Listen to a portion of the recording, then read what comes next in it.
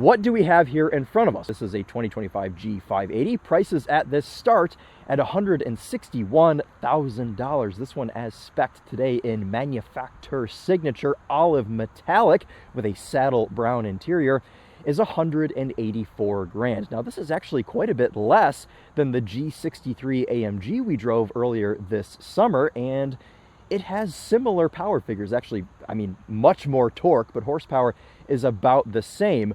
It feels just about as quick. Obviously, you don't have the drama of the bi-turbo V8, but it's fun in its own way. And what I love about this is that they haven't gone and screwed up the design and made it look like something it isn't. And Mercedes is a really big offender of this with the EQS, the EQE, the EQS SUV, the EQE SUV, and so on. They took these kind of famous nameplates, the S-Class, the E-Class, and they turned them into eggs. But this is not an egg. This is just a G-Wagon. And for 2025, it got a facelift, and this looks the same as the other ones. It's got these special aerodynamic A-pillars, and, allow me to open my favorite door on the new car market, a front spoiler. This little trim bit is supposed to make this quite aerodynamic, but this still doesn't get a crazy amount of range. It does like 239 miles, EPA estimate. Pulling it off the charger this morning, I saw 250 miles indicated. Otherwise, though, not to get too far off topic of what I was already talking about, the only real way to tell that this is an EV is the grille. I mean, otherwise, it looks just like a regular G-Wagon. Keen-eyed viewers will have noticed that this has a spare tire. Now, this was news to me because I thought that every electric G-Wagon had that stupid little square box on the back that's just a storage compartment. But this one has an optional spare wheel with spare wheel ring in black. Morning, Haas. And that's about a $1,200 option. Among other things, of course, we'll put the entire spec in the description for you guys. But anyway, let's go ahead and quickly show you around this. I mean, it is just a G-Wagon, I guess. Can I say that? It's just a G-Wagon, but that's what I love so much about this, and I hope we can kind of get into that in today's video to show that, yes, this is still a G-Wagon. And as you can see, very nice load surface, kind of shallow but wide compartment or space in the trunk here. What is this? Oh, this is so you can charge at a Tesla station, I think. That's neat. Otherwise, we've got a speaker back here. We have a full Burmester sound system. Of course, we'll do a test on that today.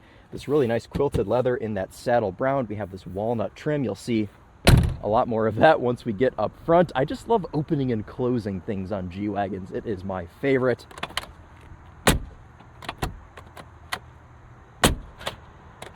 Ah!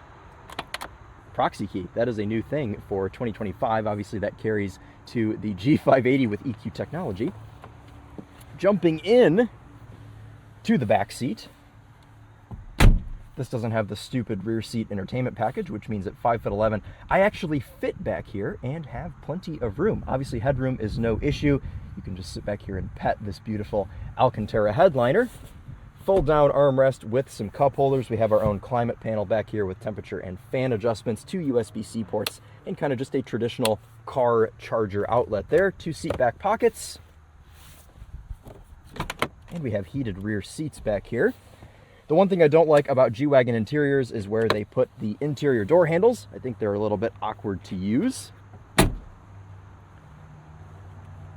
As I got into the back seat, the car locked and then unlocked. Halt's going by again. And it reminded me, I don't know if you guys can hear kind of that ambient noise.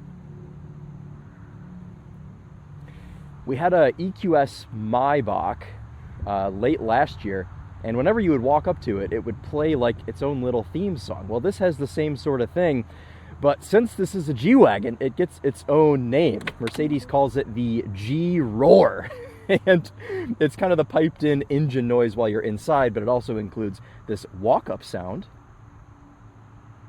which kind of just sounds like a spaceship, I suppose, as you walk up to it. I actually have not even opened this hood yet at all. I don't even know what's under here. You guys will be seeing this with me for the first time. How does this open? Like so. Ah, exactly nothing. Well, at least they've put little textured bits in here. You give it some dimension. But okay, no frunk with the electric G-Wagon. This is all just things to be touched by the dealership, I suppose. And if you need to add washer fluid, you can easily do that right there.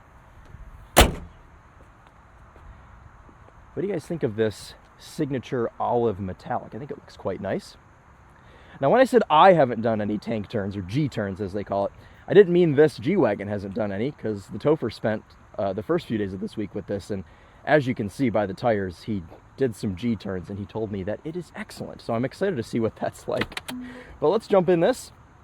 This has the $8,000 manufacturer signature interior package, which basically means they cover everything in leather, except the grab handles, which are actually leather in this, but you have to pay extra for that. And we have this optional two-tone steering wheel, which I think looks quite nice. We had a similar one in the G550 that we were driving. I think that was earlier this year or late last year. And then this has the standard walnut trim. This is a no-cost option. I think it goes really well with this spec overall. It's a very, very nice look. Kudos to whoever spec'd this particular G580. Okay, let's start it up.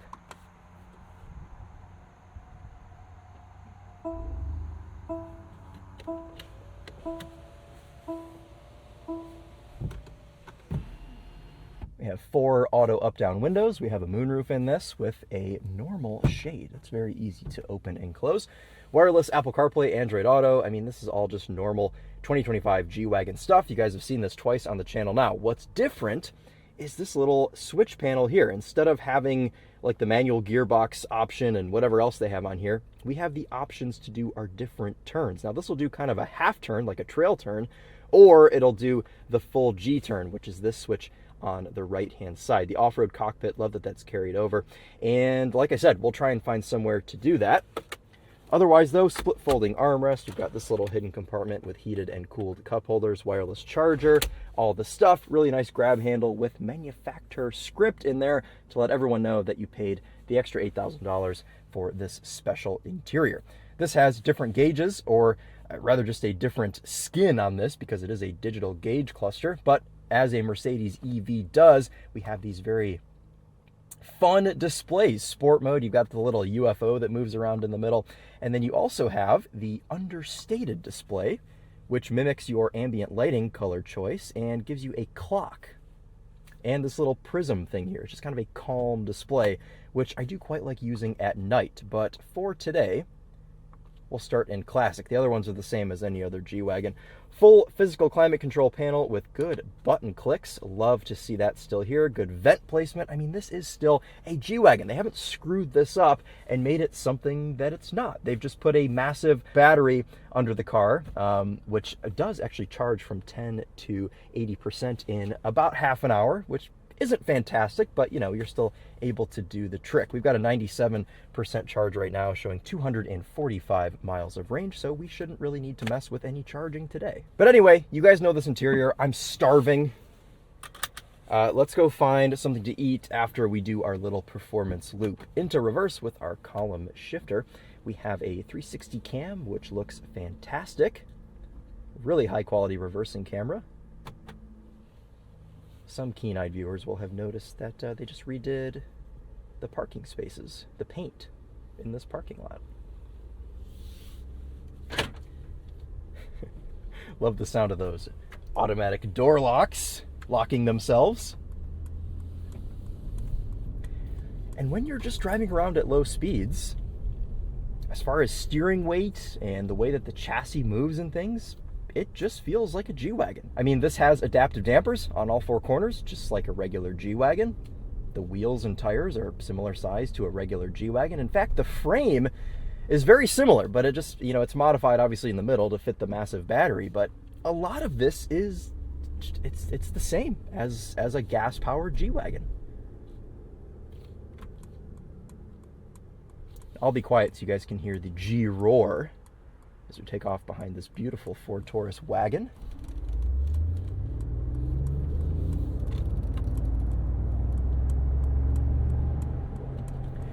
And what's so interesting to me about that is they have somehow managed to perfectly capture the rumble of a G-Wagon V8 at like 3,000 RPM. And they make it come on in such a way where it just feels so natural. Like I feel like I'm driving an old G550. This is crazy.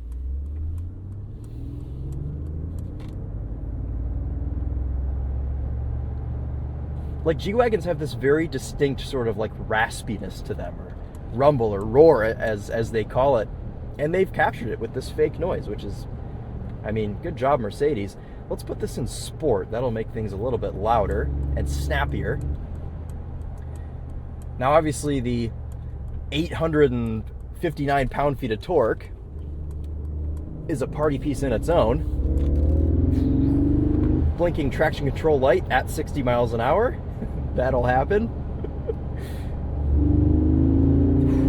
Front end is all over the place. Gets nice and light, which I guess nice isn't really the right word for that, but the reason I love the G63 AMG so much is because it's flawed, because it's like, it's just this big, silly, fast, rumbly SUV, and you kind of get a little bit of that with this electric one. Go for our pad. Okay. Gotta hang on to the steering wheel for dear life. But that's cool. I love when an EV isn't precise, because most electric cars are just kind of like eating angel food cake without putting strawberries on it. But this has extra strawberries and whipped cream. You actually have to work for it in this, which is fun.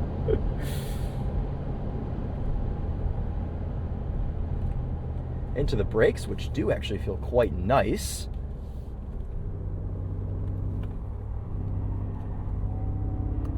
So much body roll. We don't have the active roll mitigation like you get in an AMG car in this G580. Even though it says AMG on the floor mats, it's not an AMG. We're gonna go this way today. Try and find a spot to try a G-turn. But anyway, very quick, but it's also very heavy. This weighs about 7,000 pounds. In fact, it's just under. Obviously the G-turn is fun and it's a party trick because it'll just spin and spin and spin, but it is actually functional off-road tech. If you reach somewhere where you can't turn around with the turning circle of the vehicle, you can just spin it like a tank. Okay, well, as we're in sport and as we're on a straight section of road, we should stop and do a 0 to 60 test, which we will after this. What is that, a Chevy Spark comes by? Lovely. I don't think this has any sort of launch control, but you are able to brake torque it and get it off the line to 60 in under 5 seconds. So let's try that now.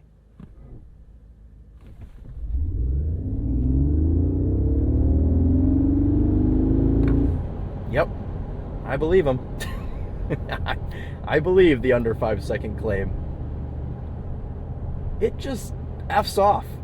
It's so funny how this is still so characteristically G-Wagon. Oh, tons of body roll.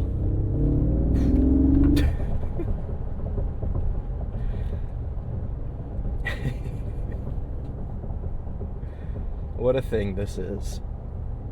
I never care about EVs, but I love a G-Wagon, and this is still a G-Wagon. Right. I'm gonna go sneaking over here. Ignore the Volvo forklift thing. Unlocking a new section of the test loop that you guys don't often get to see. This is basically just grasslands where there's a water treatment plant and things. But at the end, there's a fence. Now, normally you could just, you know, do your Austin Powers 18-point turn type thing and get this turned around. But I shouldn't have to do that in this. I can hit buttons and just spin this around. In theory, I've got enough room to the left and to the right. We're on grass, I shouldn't be kicking up rocks anywhere. So, okay. The first step is to put this into rock mode, activate drive program. Okay, I have to remember Doug DeMuro's tutorial that I watched the other day. Then I think you click this, G-turn, only in low range, which means you have to go into neutral and select low range, which I've done. So now I can click G-turn, select range D. To turn vehicle, hold gear shift paddle and depress accelerator pedal. Oh!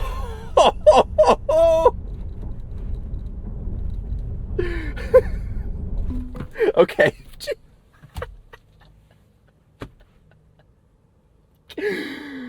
And then we've ended up the way that we don't want to be. Oh, we're in a cloud of dust. Okay, we need to escape. Oh dear. We need to escape quickly.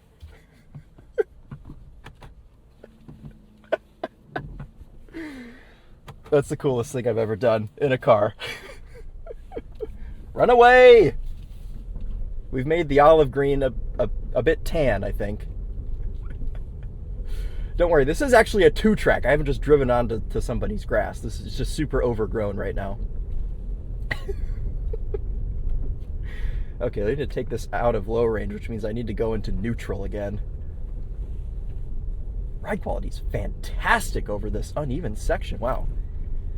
I imagine the damping has changed when you go into rock mode.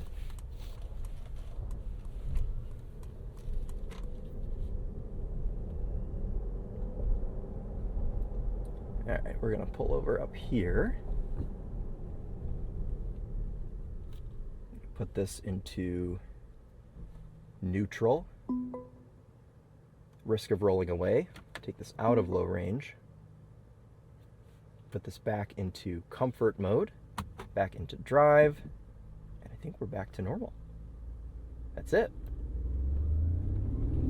Get G-roar out of here. Okay, let's get this away. I'm still making dust.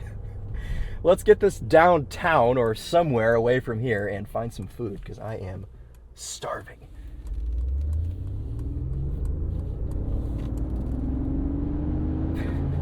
Blinking traction light again, up to 60 miles an hour. I'll show you guys the sport cluster display. I think is just the funniest thing. I saw this first on the EQS Maybach. So it's a G meter in the middle with what I can only describe as a flying saucer that moves around as you turn the vehicle. And then on the outside is a power gauge. Got to make sure not to crash into this abandoned boat that's been there for a couple weeks. Okay, we're good. And it turns red when you're at 100%. Into the brakes. Oh.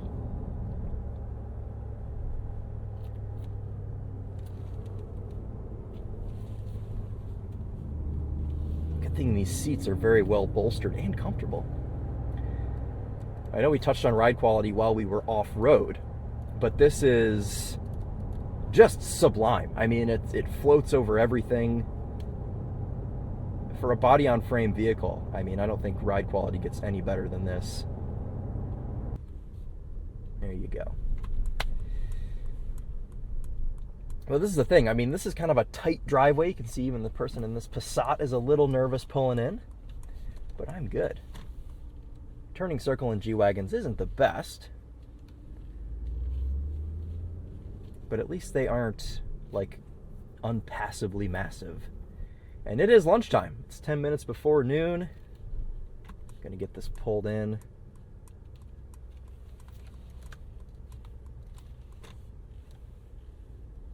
I'm gonna stick this here on the end, right behind the sheriff. Into reverse, that camera will come up. G-Wagons fit into spots with no issue.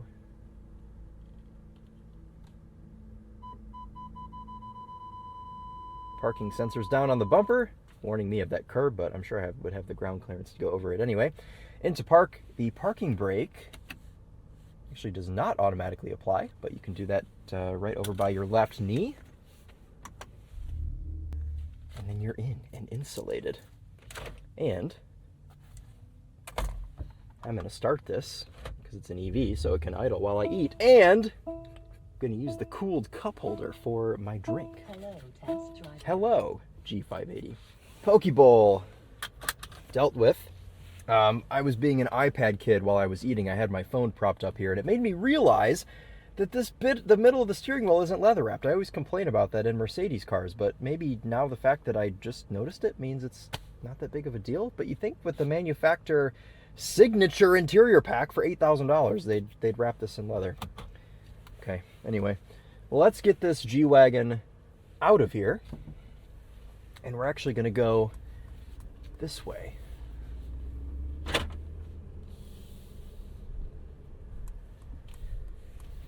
Right, here we go.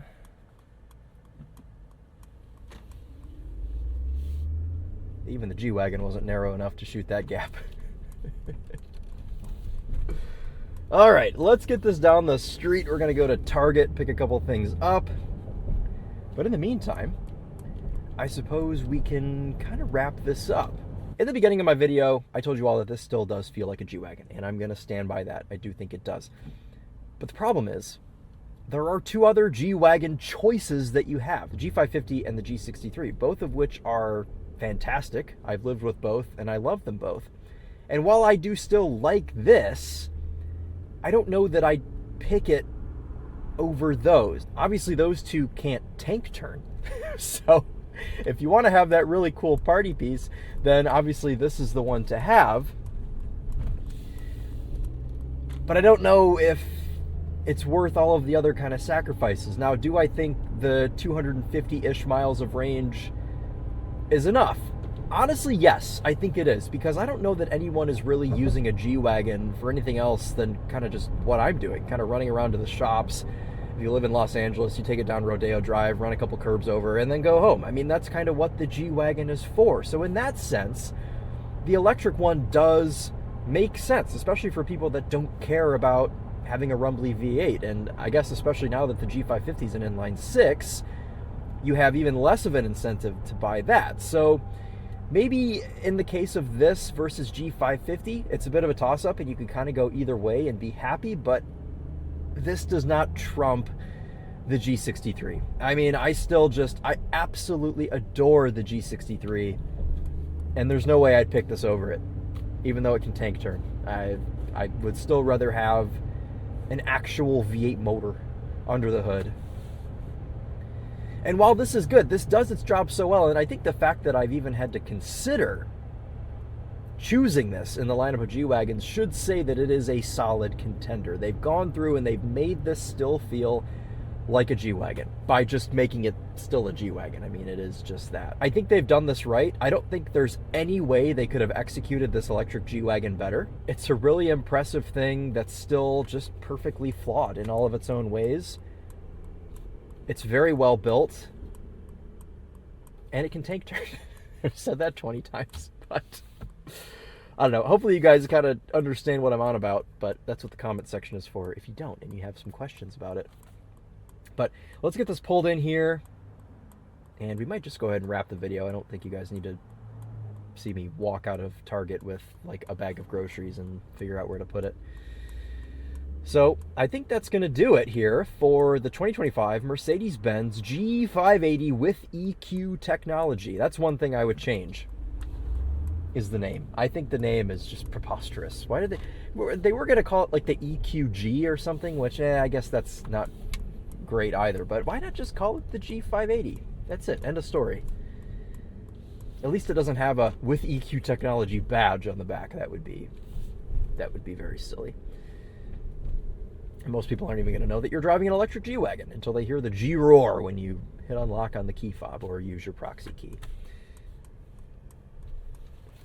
See the turning circle. I feel like maybe the turning circle in this is a bit better than a gas-powered G-Wagon. Though it could just be placebo because I haven't driven one of those in a while. And there's a car behind me, so we're not going to back in, but we're going to pull in really quickly right here through a spot. There we go. I'm happy with that. To finally sum this up, still feels like a G-Wagon, still has a lot of that G-Wagon charm, and I'm really, really happy about that. And if you're somebody that just doesn't really care about having internal combustion, you drive less than 250 miles a day, this is a great option. It costs about the same as the others. It's not like exponentially more expensive. It kind of slots right into normal G-Wagon pricing. You can still get all the manufacturer options in here. So I applaud Mercedes for still making something that is exciting and electric, because these days that isn't super easy.